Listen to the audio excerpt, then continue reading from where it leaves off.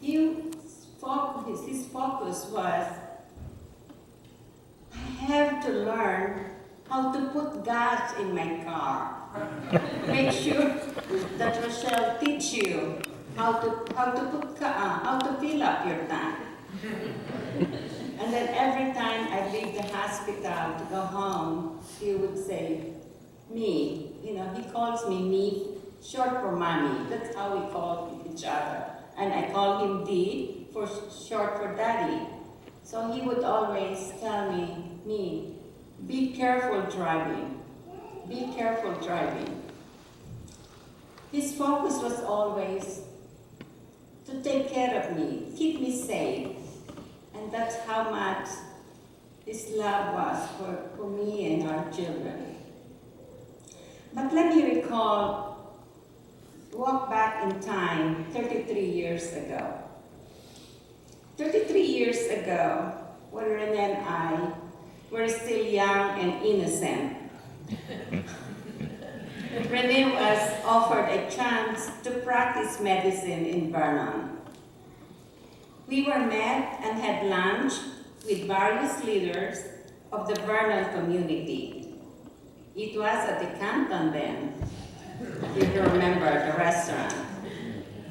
It was a very warm reception, and my husband Rene saw in their eyes the genuine need for a pediatrician, the need that he could not deny fulfilling. And so for 32 years, Vernon was home to us and to our children, and it's one of the best decisions we ever made in our lives. Rene was an amazing, easy, and fun person to live with. I remember when I first met him, he caught my and my friends' attention by all the funny jokes and stories he compiled from medical school. One of the early jokes, when he was still courting me, was for me to sit close to him, with my eyes averted somewhere else. And for a while I thought he was trying to play tricks on me in order to steal a kiss. That was really in my mind then. But of course he did not, so I was kind of disappointed. The nurses and aides at the hospital where he was the last few months of his life were all telling us that they would come to work very early ahead of their schedule, so they would get the first opportunity to take care of him and hear his light-hearted jokes. Even at his sickest moment, he would say something that makes the nurses laugh. Like when he is asking something to do for him and they will ask him, is there anything else, or do you want to do this also? And he would answer, of course, full service. So they all cried, even the doctors, the last time we left the hospital. That's how much they learned to love him as a patient. Today, we celebrate his life that was well lived, made especially possible by all of you kind people.